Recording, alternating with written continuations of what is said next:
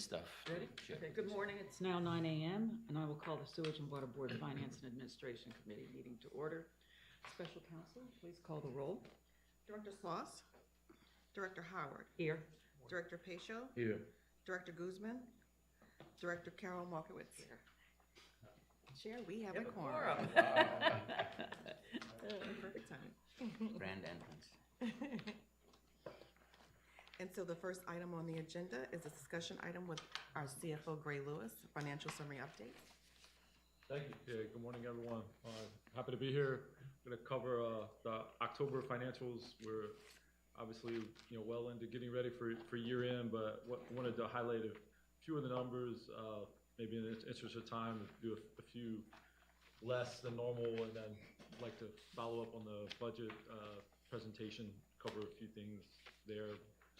So just jumping in here to our executive summary, our October revenues were $23.8 million. Year to date, we're at $208.8 million. So tracking very closely to the budget. The other revenues and ad valorem tax revenues are $74 million through October. So we're in excess of the budgeted amount. There were some insurance claim proceeds received, that's driving that number. On the operating expense side for October, we had $23.9 million of operating expenses year to date. We're still we're well ahead of doing well against our conservatively stated budget. $264 million year to date, and this time last year was $248 million. On the next page, I want to just highlight on the cash collections for October. We had $22.3 million. After September was also low, but November, which I don't show here, I just got the number, is $23.4 million. So we're happy to see that come back a little bit in November, but we continue to focus on collections. We'll talk about that in a little bit when we look at the aging. On the dashboard, I was just gonna just skip over because all the debt service covenant and the cash on hand is all above our targets. And then if we could flip all the way back to, well, actually, I guess I'll flip her. It's going by the customer service statistics. I wanted to just focus and speak a minute about the customer service aging. So we saw an increase here in October, so September 30th to October 31, the change in our over 60 was about 5% higher, so we're $58.9 million of owed receivables for our water and sewer. So this collections continue to be a top priority, and we meet weekly on this topic, and I think the consistency and we're at about a year now, 12 months where we're doing shutoffs and having normal collections, but the sort of the consistency and the opportunity to do the processes more efficiently and timely, and basically serve all the customers that have any type of issue that may or may not be slowing down their payment of bills is continue to be sort of the top weekly priority in my view. Gray, what is what is the difference now in terms of percentage between what we bill and what we should be collecting that month? I know you said we're using 6% going forward, but. Right, yeah, that number was on the dashboard, actually came out about 3%, so this trailing 12 months number is improved significantly. So happy to see that. That's, I think, showing that with the consistency, and it's gonna get better, and if we could sort of hold or improve further, then we'll continue to chip away. So it's 3%.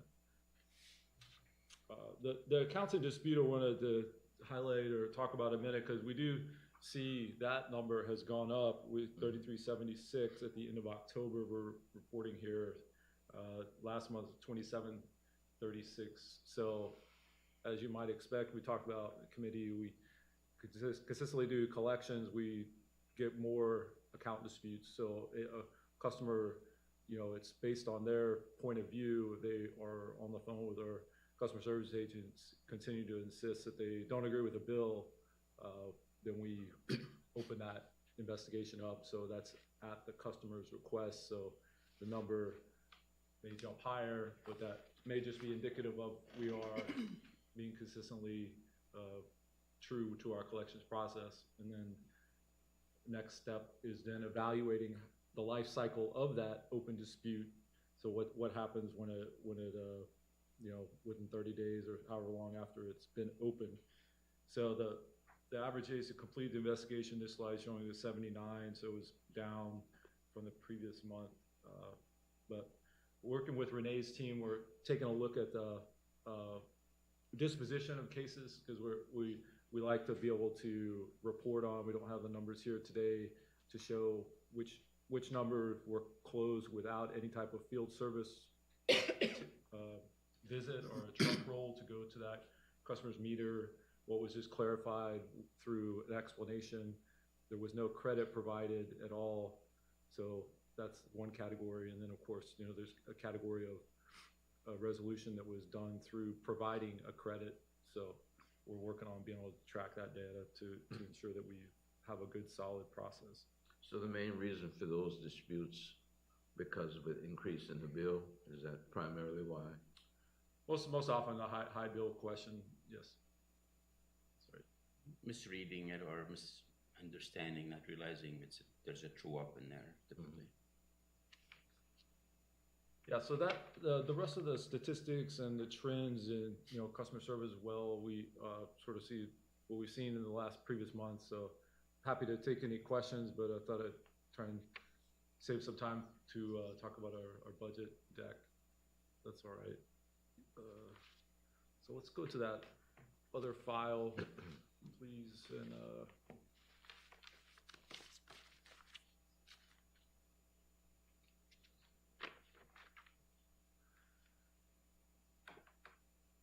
yep. So appreciate those of you who were able to participate in the special meeting last week. This is the same deck that we talked about with our O&M budget. As you all know, as just a reminder, we're legally required to present a balanced budget, which is defined as our net revenues are able to meet our debt service covenants. So this is the same presentation of just taking some of the feedback and working on some of the labeling to clarify a few things. And then the main thing, we talked about the capital. We added an additional slide to walk through a little bit more, but just thought I would want to highlight or take a look at our O&M numbers. This is sort of the process and things that we went through. But on this slide, let's just review back through the numbers that we talked about last week and just to share with everyone. So this is our total O&M budget, debt service, and the pay-go for capital. So those three categories. So the number in the middle, the $236.5 million, the recommended 2023 budget. That's about 5.6% higher than 2022. The primary drivers of that are the personnel costs with automatic, the 5% raises that'll go in January 1st for everyone. And then also the commodity costs of utilities, services that we get through Entergy. Those increasing costs are passed on to us, so we budgeted for that in this number. And the chemical costs, we see higher chemical costs, so we budgeted for those things. Those are primary drivers as we look relative to 2022. And then the next major category of cash expenses is the debt service. We show the $51.2 million is gone up, and that's directly related to the additional drainage tax bond that is actually closing today. So we're very happy to get that financing in place so we can move forward with the West Power Complex. But that's the driver, that 9.7 additional. And then the last category, the pay-go for capital, as we talked about, is earmarking our revenues, net revenues that we don't want to just use for O&M, but rather earmark that, reserve that, so that we can dedicate those to our capital budget needs. So that's $43.3 million, which is a little bit less than last year. But overall, as we look at the costs that were passed on to us, we're happy to be able to absorb that. with the revenues being relatively flat in the water sewer side, as you know, we talked about the rate study process. That's where we are right now, so we have to budget for no rate increases. On the drainage side, there was a little bit of increase, about 6% in the certified tax valuation, that's giving us a little more drainage revenue to use for these expenses. But so overall, we're happy that this is where we're sitting right now. This puts us in good positions with our debt covenants and satisfying our needs. Gray, I'd like to just request for clarity that you either add a header to the top section of that table on the bottom to make it clear that that total is the total O&M budget, and that the header for the last two lines would be like additional cash, uses of cash, or additional cash needs. It just makes it a little clearer with just a couple additions of a couple clarifying headers, perhaps. Okay. Thank you. Sounds good. Any other things on the sort of the O&M before we go to capital? How much more debt capacity do we have?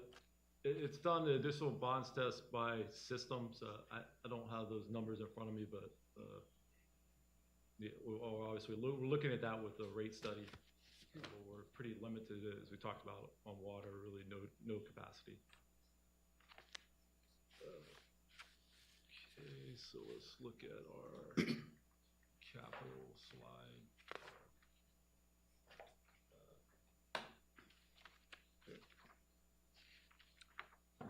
So this is our capital budget summary table here. This is where we, the result of our process to match all of our sources, available financing to uses. And based on your feedback, we wanted to break out, we added an additional slide, for more context on what our capital projects are, sort of explain some of the acronyms and what projects are, and then how we think of our projects that are either fully funded, meaning they have an external source, or they're not. The other extreme is that they're what we call system funded, so that they have no external source. We're either looking for one, or we just have to use system funds. So the top part of each of these sources and uses sections are leading with the larger projects that are matched up with sources appropriately. And then once we get all the way down to the bottom, we're left with PAYGO cash financing, $43.3 million.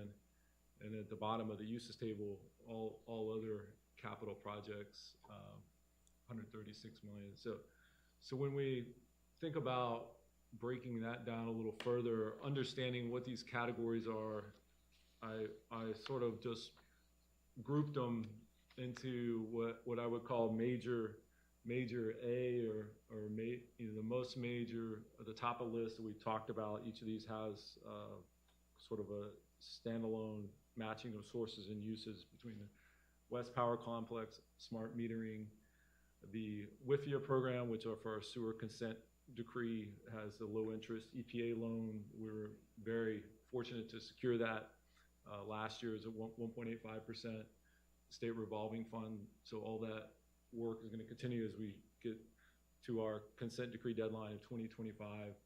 So we typically refer to that as a WIFIA program, but we're rehabilitating the sewer system. And then the fourth bullet under the first category is our water line replacement program with JIRR, which has been in place for a while, so it's ongoing, and it has the FEMA grant.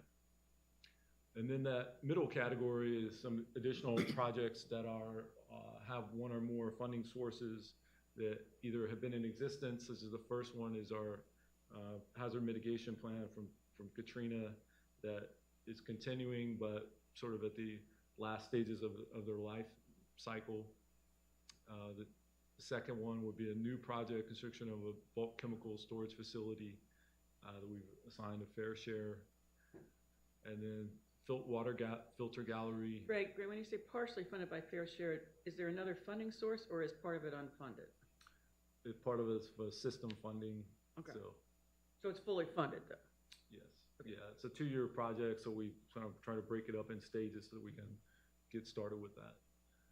And then the fourth one down is, is kind of a specialized, and Ron's helped on some of these, but the SCADA is a software type of project that we got a specific grant, just about $1 million, a little over $1 million. That's correct. And then the last one under the middle category is with the wastewater treatment plants, which are in need of repair and rehabilitation. We're impacted by Ida, and we have some application for state revolving funds, which we actually have a resolution here in a little bit to move forward with those. So those would be projects that we've set up to address East Bank and West Bank wastewater treatment plants, and then with the funding source there, if it comes through with the state revolving fund, then that would be the financing plan. And then the third one, that leaves us with sort of everything else, all other capital projects which are limited. We can actually only do what PAYGO capital financing allows us to do. So work with Ron's team and basically prioritize what should get done. So this is sort of like the GSO's direction in terms of various other projects. So broken down into different types of water, sewer, drainage projects, categories. So for example, the $14 million for water plant pumping intake renovations is actually, that $14 million is 20 individual projects ranging from $100 grand to a $6 million Fender intake renovation, so a complete sort of overhaul of how they draw the water from the Mississippi. So each of those have their own sort of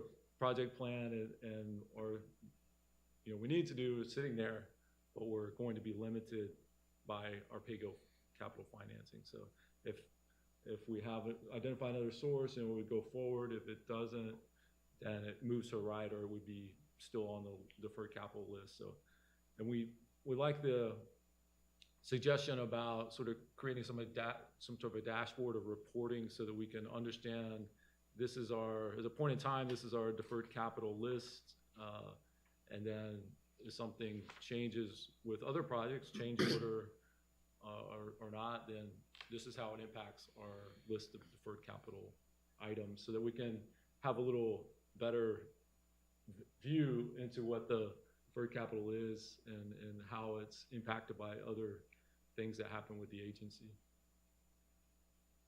Gray, so this is a little confusing to me because the total of that last category you're saying, which is unfunded, you're saying approximates 110 million, but shouldn't it approximate 76.856 million, which is the net negative shortage of cash? No, I mean, 43 million is going to go to some of these. Right. So Right. So if you look on this thing, it shows that we are short by 76 million in order to fund the full intended uses of 517. Right. So that's what's unfunded even after 43 million of PAYGO. So just, if you could take a look at that maybe as a follow-up. And what you're then suggesting is that the combination of the projects cited in the first two categories somehow foot to projects funded by everything outside of, well, I don't know. It basically foots to $440 million, which has identified sources of funding. Because you've identified those first two categories as having funding sources for them. Right. Yeah, okay. Okay. Yeah. So like we're saying, the PAYGO financing is gonna address some of these. We're gonna move forward on what, the GSO's direction. Otherwise, we're gonna continue to pursue other funding sources.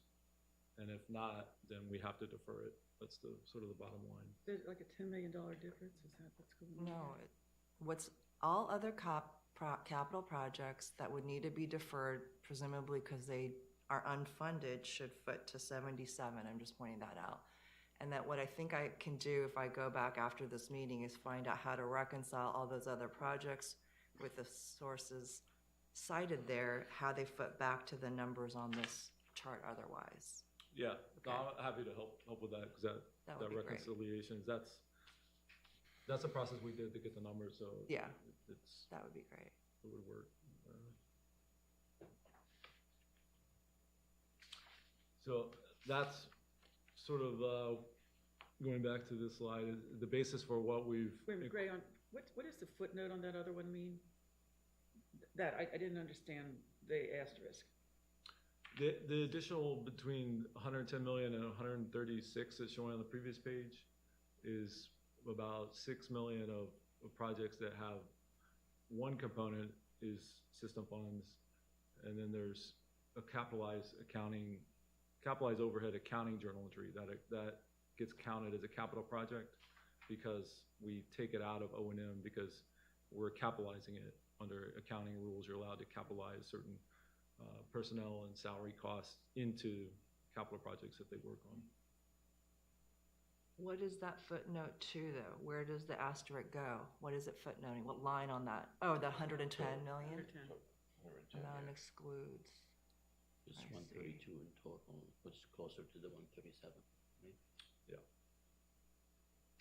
32 plus another 6 million. Maybe show a table showing that math may be helpful for everybody. Okay.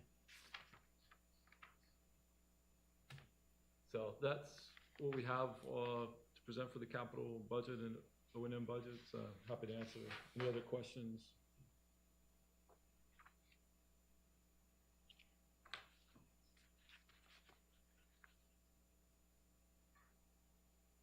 Okay.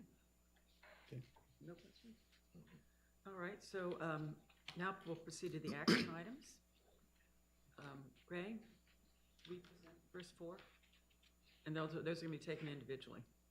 Yep, yeah, so resolution 185 is a standard pre-application process for next DEQ loan application for the East.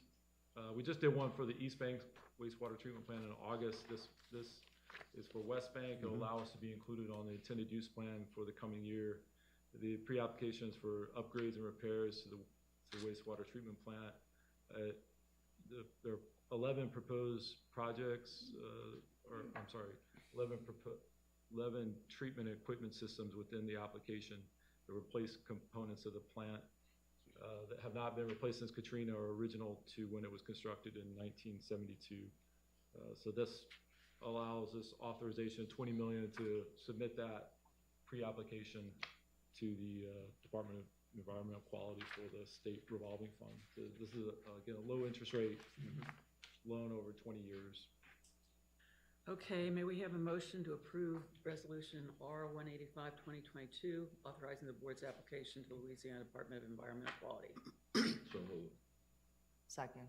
Okay, any discussion? Public comment? No public comment. Can you tell me what project numbers, maybe as a follow-up, that this amount would cover? Yeah, we can give you that. It would be, as we discussed, the capital programs. And most of the capital programs on the sewer treatment system side is capital program 348, but we can actually give you that information. Okay, thank you. Any other comment? All in favor? Aye. Like your money, right? Any opposed? The first exit on us. The next, we're gonna move on to Resolution R-186-2022, 2023 Budget Blanket Spending Resolution. May we have a motion to approve it? So moved. Second. Any discussion? Public comment? No public comment. All in favor? Aye. Opposed? Motion carries. Resolution 182-2022, 2023 Operating Budget. May we have a motion to approve Resolution R-182-2022? So moved. Second. Discussion? Public comment? None. Okay. All in favor? Aye. Any opposed? No. Motion carries. Next one is Resolution 183-2022, 2023 Capital Budget Resolution. May we have a motion to approve that resolution? So moved. Second? Second. There's only a second. Okay. Any discussion? Public comment? No public comment. All in favor? Aye. Opposed? Motion carries. Now we'll proceed with general superintendent's recommendations, which will be presented by Mr. Spooner. Ron? Okay, thank you. We'll go through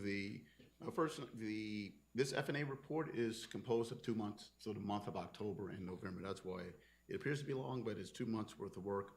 The first subsection would be contract awards and renewals. I'd like to take those items separately. The first resolutions are 149, 2022. That's the award of the approved list to provide professional design and related services. Staff is recommending the F&A committee to defer that item. All right. Can I have a motion to defer? So, All right. Any discussion? There won't be any public comment on deferral. Okay. So motion carries, so we're Okay. good, we'll defer it. All right. okay, thank you. Second item of the contract awards and renewal subsection is resolution R 157, 2022. And that is the contract 3233, contract base number 4, sewer rehabilitation. That is our ongoing work we're doing with our EPA, SERP EPA consent decree program. 4 bids were received in November of 2022. And the staff is recommending the award to Palmisano Construction, LLC, in the amount of $16,838,519. 157.23. All right. Can we have a motion to approve? So moved. A second. Discussion? Public comment? None. All in favor? Aye. Motion carries. Contract change orders, I'd like to do all 6 contract change orders in global, if that's okay. The first resolution is R 141, 2022. That is the ratification of change order number 7 for contract 3799. That's the installation of our sludge dryer at East Bank Wastewater Treatment Plant. This change order number 7 is associated with the costs associated with the additional assistance, site assessment work, material costs associated with damages to this contract post Hurricane Ida. The work associated with this change order is an amount of $238,685.77, and we are submitting all costs associated with Hurricane Ida to FEMA for reimbursement. That is this first resolution R 141. The second resolution is R 142, 2022. Again, this is ratification of change order number 2 for contract 30108, and that is the contract associated with procuring the sludge dryer at the East Bank Wastewater Treatment Plant. The vendor there is Comline Sanderson, and again, we asked them to do site assessments and other replacement of other various equipment items associated with the damage associated with Hurricane Ida. This change order number 2 is in the amount of $68,079.29. The third change order is resolution R 145, 2022, and this is the ratification of change order number 1, contract 2150. This is the replacement of our large transmission mains, which SWEPNO administers the contract itself. This is the 48-inch water main replacement on Leonidas from Claiborne to Fig, also on Fig Street from Leonidas to College Court, and this is a FEMA-funded project. So Director Markowitz, you have any questions? Okay, just want to make Okay. sure. Right. This change order number 1 is associated with additional water line and pavement work. This contract 2150 did overlap DPW's JIR project in the same area, and we're taking advantage of that to replace additional water lines. These are smaller, what we call distribution water lines, and the associated pavement. It's about 3 to 4 blocks of work we're doing. And the amount of the additional utility replacements, although they say repairs, but they should be replacements and upgrades, is a little more than $1.8 million. And we're also extending the time for 60 days for total contract value not to exceed a little little bit more than $17.6 million. So that is Resolution 145. Next resolution is Resolution R-150. That's ratification of change order number 8 associated with the upgrades of, not the upgrades, but contract 1370. That is the installation of the 60 hertz switchgear and transformers at the Carrollton Water Plant associated, this is associated with the Hazard Mitigation Grant Program. The basis of this change order here is additional work associated with the what we call the PDCS, the Power Distribution Control System, and a lot of it will request the vendor to do additional hands-on training to our staff. And part of that, what we need is an additional hands-on training and in-depth training as we transition to the West Power Complex. This system, Power Distribution Control System, is part of the West Power Complex, so we'd like to take advantage of that with this contractor. This change order number 7 is in the amount of $175,726.78. The next change order is associated with Resolution R-159, 2022. That is, again, this is change order number 1. This is the ratification of contract 2160. Again, this is one of our large transmission mains at which Swebno administers the contract in-house. This portion is on Grape Street, Eden, and South Dupree, TM005.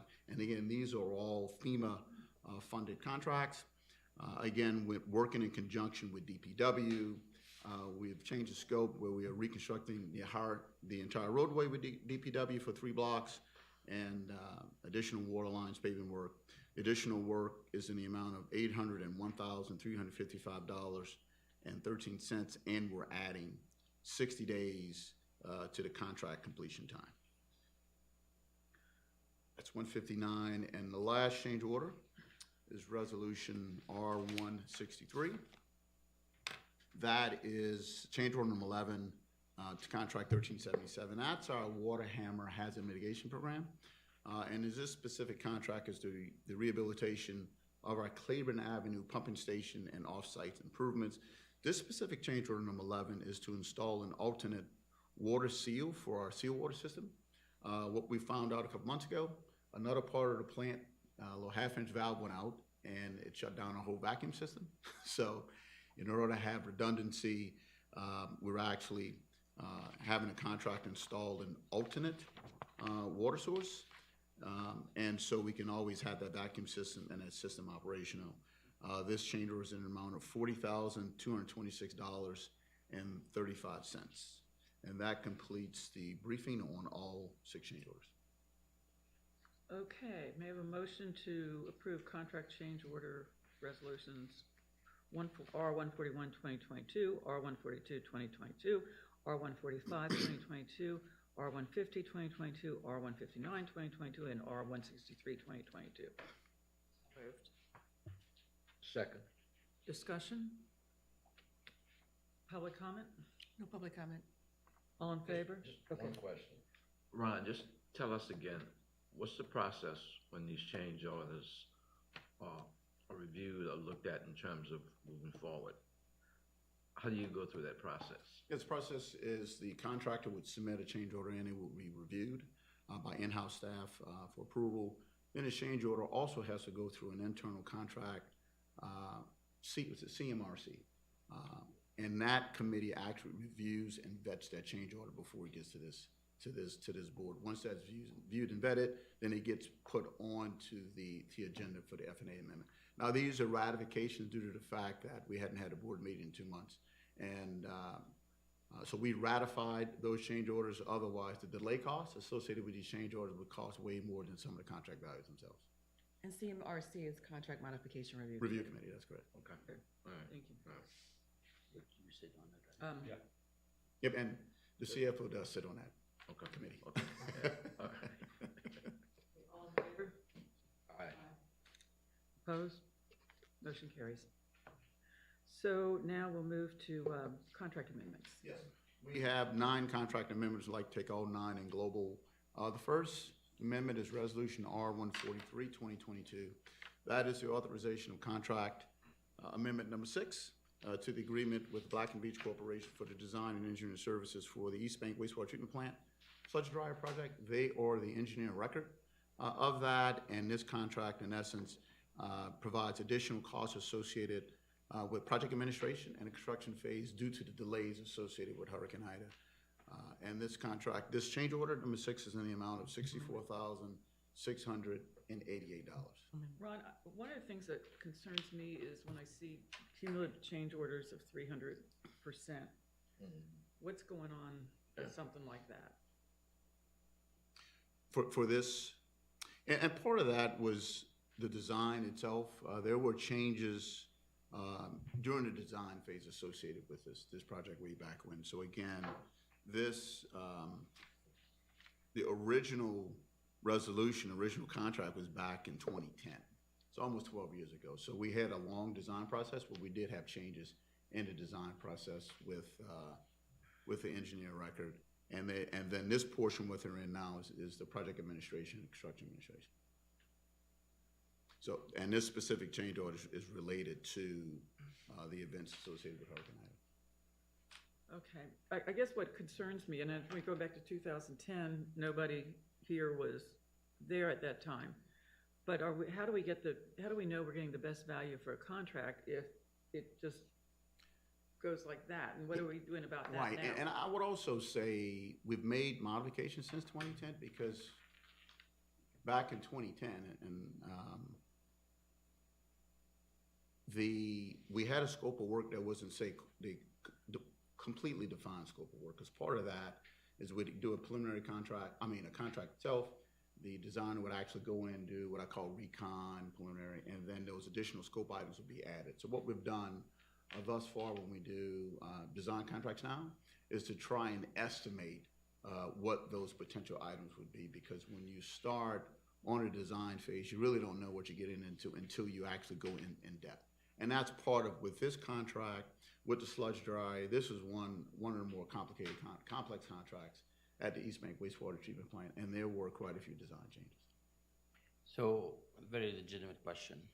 And the alternative to this approach is to start over and rebid the added work, not the original work that Black and Beach had won, and go through that process. And this is a professional service, so there's a lot of subjectivity, and then you have to weigh in the experience of the applicants with this project, and more likely than not, the current professional engineer will win the job.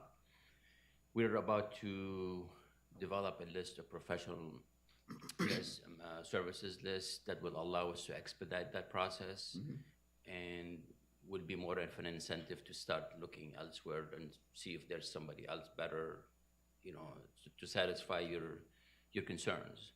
So that's imminent, Yes. right? Yes. So it's the process and how long it takes, where you're in the middle of a project that you're designing and you're executing.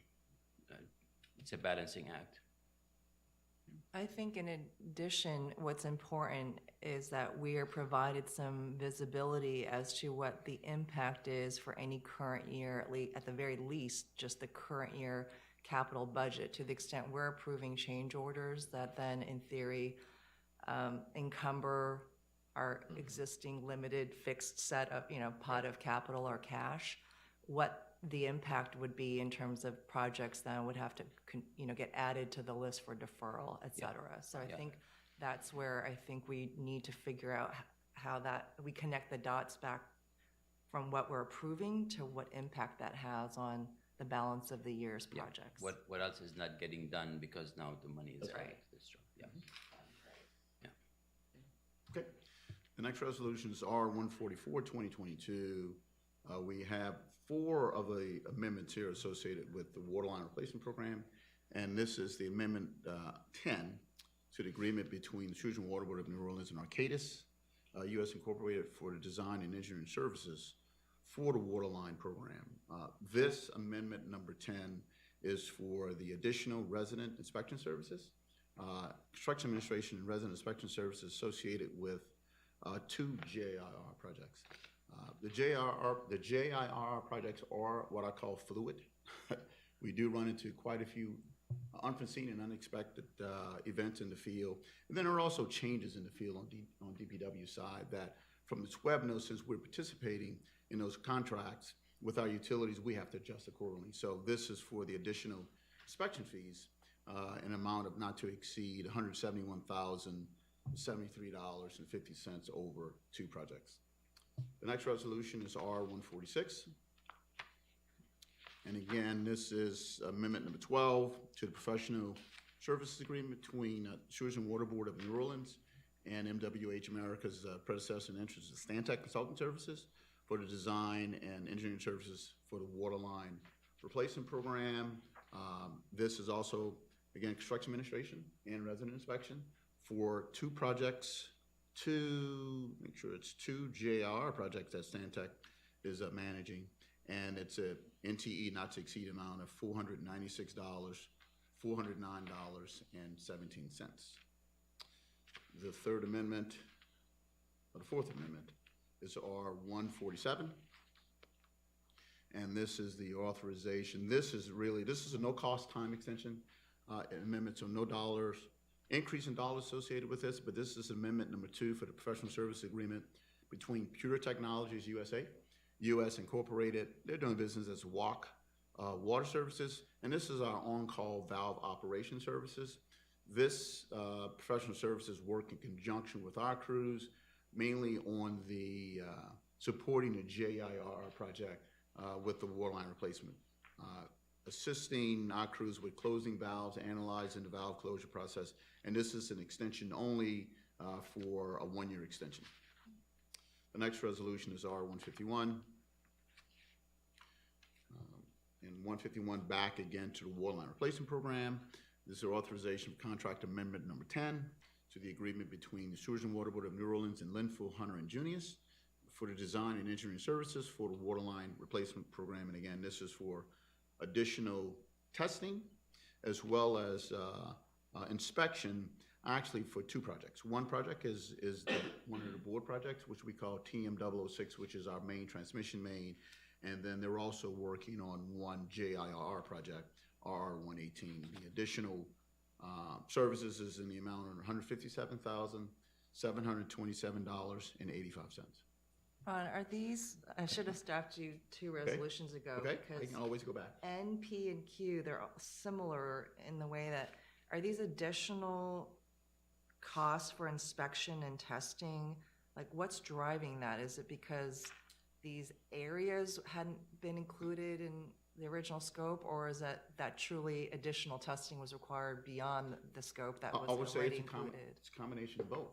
It's the unforeseen conditions we do run into the field on our project as well as JIR project, and the change in scope on most of the JIR project when they encounter something, or the original scope that may be a patch mill and overlay of a street goes into a reconstruction mode. And that's where the bulk of the construction inspection comes into, because once you get out there and you think I can patch, mill, and overlay, by the time you dig up half the street, there is no street, and you're literally reconstructing the street. At that point, we would work with DPW to actually review our utilities, and at that point in time, the best time to upgrade our utility, which the biggest one is the water system, which these costs associated with it, and some sewer, and DPW would also look at upgrading the drainage system. So to answer your question, the scope of work would change from, I would say, a small or mid-sized project, and when you go to reconstruction, it's a full-blown reconstruction. But like this project, I don't know, TM006, Leonidas/FIG, Yes. transmission mainline, that was already a project. That was a SWEPNO project. Okay. And so what also with unforeseen conditions that we found on that project, once we tear up more street, then it's our opportunity, I hate to say tear up more street, but it does happen. And if we can upgrade some of the smaller lines that are 4 and 6 inches, we'll actually get in there and upgrade that line. I think regardless of whether it's appropriate to include the reason for this in the resolution itself, at the very least, if the reason can always be addressed, whether it was due to unforeseen conditions and or literally the addition of Added work. scope of added work. Yep. It's sometimes the resolutions don't really give us that insight. And we so, can definitely add Yeah, that. just want to ask for that. Very good, Thank good. you. Thank you, Ron? good advice, yes. When we get in these situations where the street's being torn up, are we documenting the conditions so we have that record going forward, what we've done, the replacements? Yes. Because I know we had this constant problem with you don't know what's under the street. We don't at the time before they tear it up, but once they tear it up, we know what's there, and then part of the resident inspection, construction administration, as part of the as-built, that's when they document the existing, and more importantly, Okay. the new utilities that So go in. we've got the record going forward, so we won't Absolutely. keep having the same problem. Right, so you're actually replacing an old system. Yeah, okay.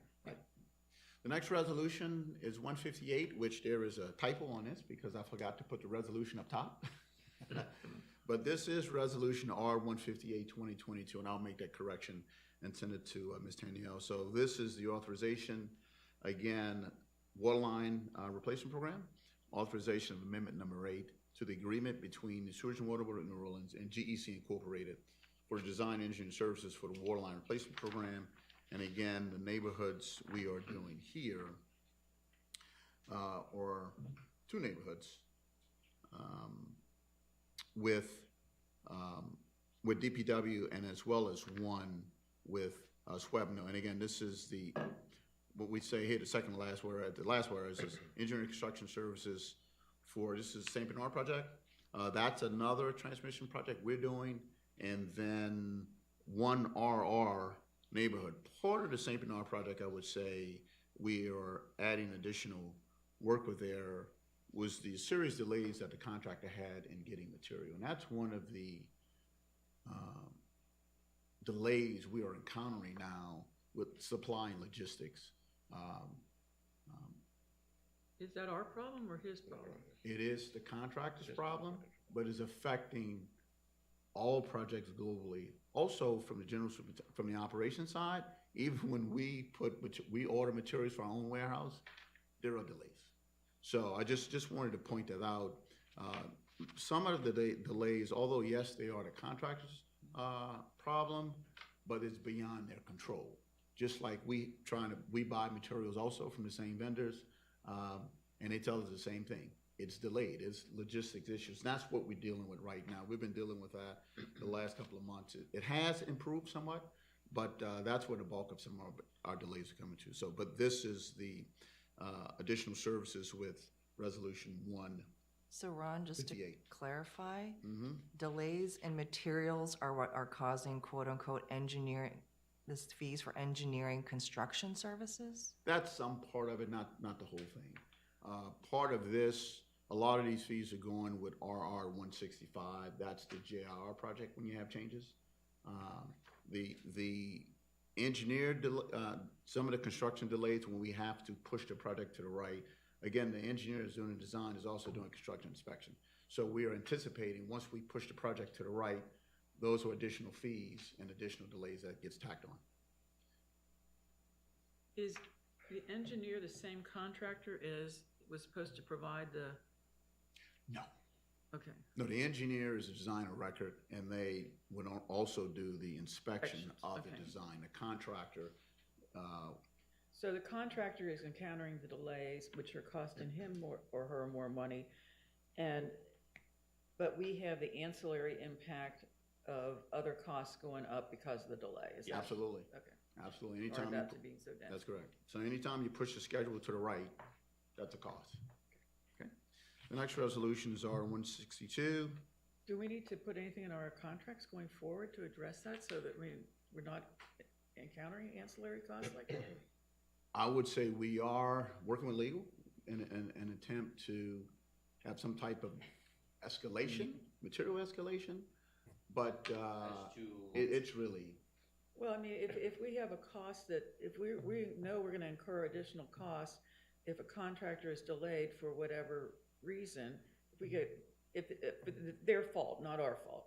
If they have a delay, their fault, and it's costing us more with another contract, can we address that in the contract with the contractor who's causing that? So it picks up ancillary costs. I would answer it, we do from the engineers, when they do their due diligence, especially with the engineer's estimate, we actually contact several vendors before we procure the contract to say, what is the anticipated time frame of manufacturing this product.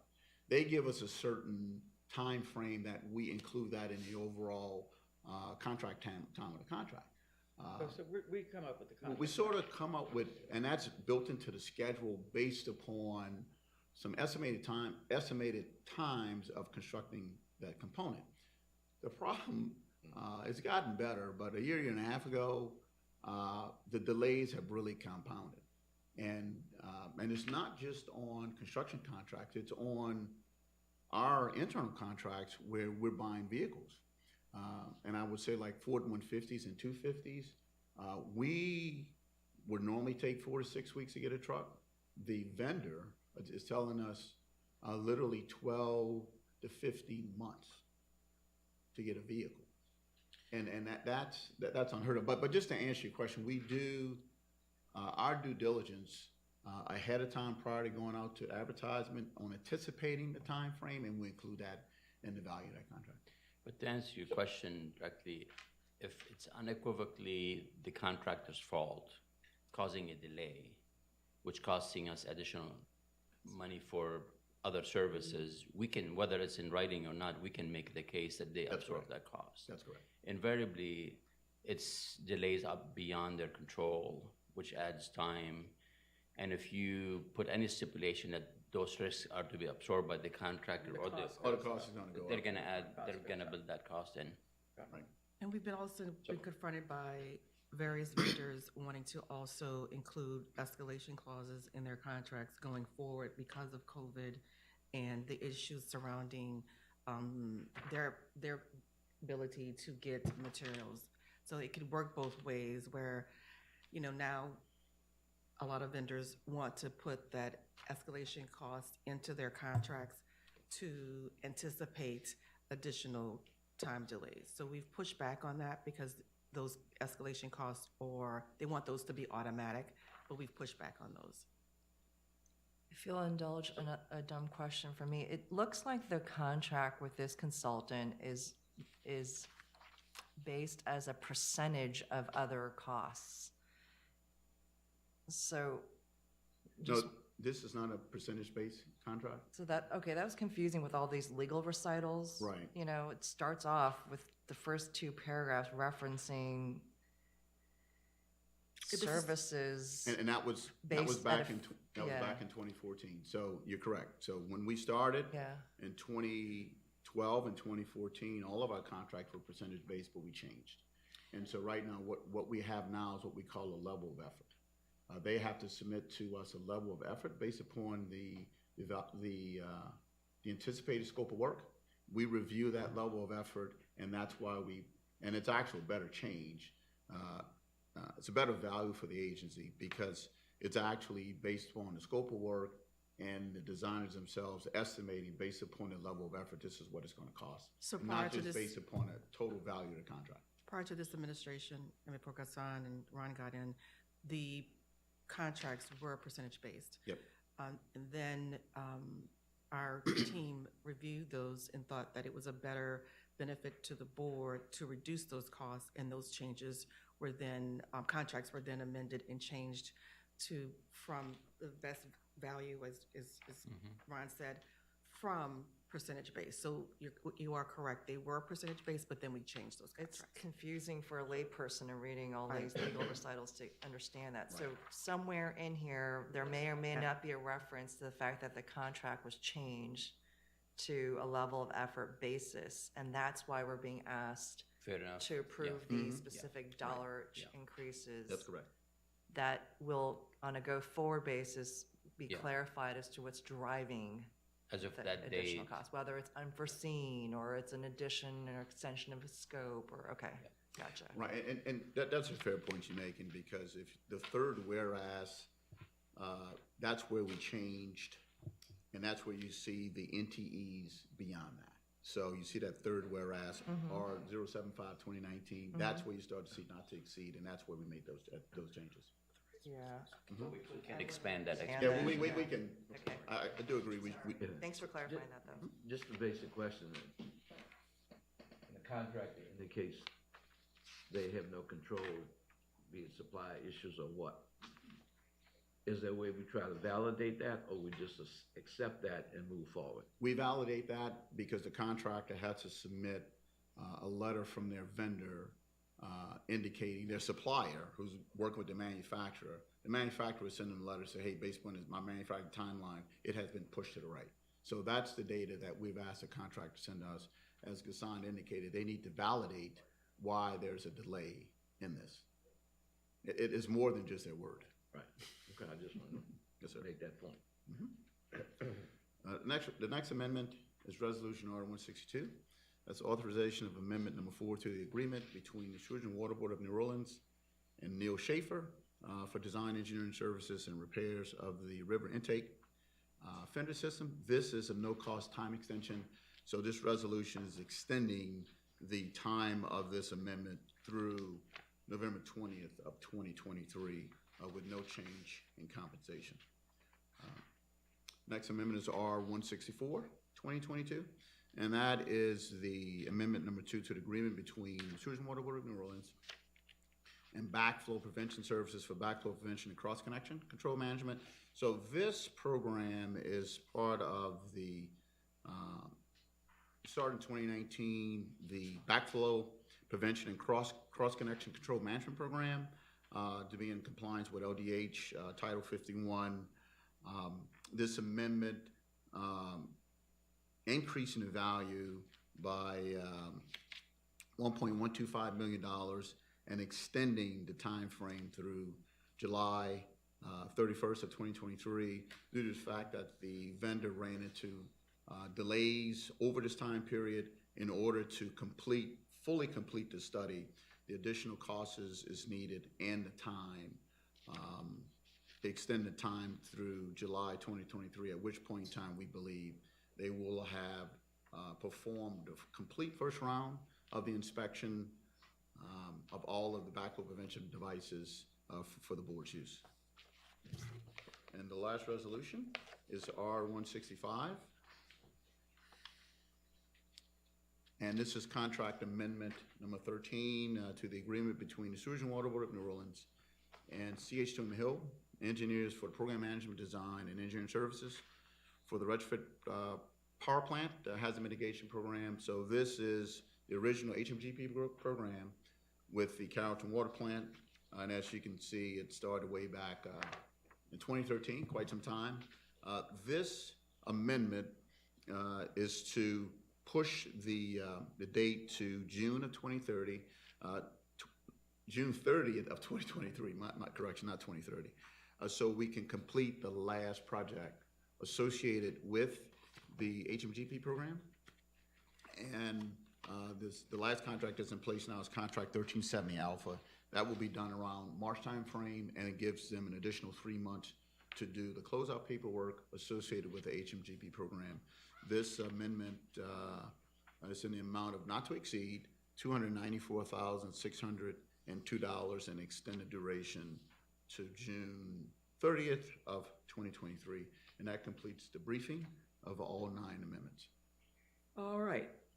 So may we have a motion to approve contract amendment resolutions R 143, 2022, R 144, 2022, R 146, 2022, R 147, 2022, R 151, 2022, R 158, 2022, R 162, 2022, R 164, 2022, and R 165, 2022. So moved. Second. Any discussion? I do have one minor editing thing on Resolution 144, 2022. I just think that a couple of the recitals are, maybe have like a typo or something missing. So at the top of page 53 of the packet, the first recital, this end of the second line reads, for these projects originally assigned to neighborhoods in, and then the next line goes, Atkins North America, Inc. Like there's something, Something's dropped. We'll definitely take a look. yeah, so it's just a minor type of Yes, ma'am. thing. We'll And then take a this, look at that. and then the last recital on that same page, whereas the board and consultant to it, if you just read it, there's something missing in that line. There is something missing. Thank you. So I just will very definitely- minor things since they're recitals, but just wanted to point Absolutely. that out. There's a few Okay. words missing there. Okay, thank you.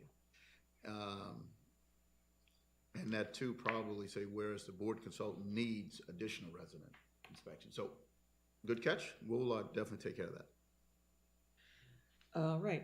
Okay. Any other discussion? Public comment? None. All in favor? Aye. Opposed? None. Motion carries. So now we'll move on to contract final acceptance resolutions. Yes, we have two final acceptances. The first one is R-148-2022. That's the final acceptance and closeout of the sewer pump station A structural rehabilitation. This is finally coming to an end on this project. This is sewer pump station A located by the municipal auditorium, and the contract has completed all work in accordance with the plans and specification. The second resolution is R-161-2022, and that's a reconciliation and acceptance of contract 1403. This is demolition of the abandoned C7, C8 basin and other site improvements. In essence, this is the site work associated with the West Power Complex, and the contractor has completed all requirements of the plans and specifications, and the staff is recommending the acceptance of these two contracts for final acceptance. Okay. May we have a motion to approve contract final acceptance resolutions R-148-2022 and R-161-2022? So, Second. All right. Discussion? Public comment? None. All in favor? aye. Opposed? Motion carries. So now we just have information items. Are there any other public comments? There are no public No comments, public Chair? comments, okay? Then, if there are no other matters, I'll entertain a motion to adjourn. So moved. Second. All in favor? Aye. Aye. Okay, motion carries. We're adjourned. Thank you, Chris. Thank you. Thank you. Thank you.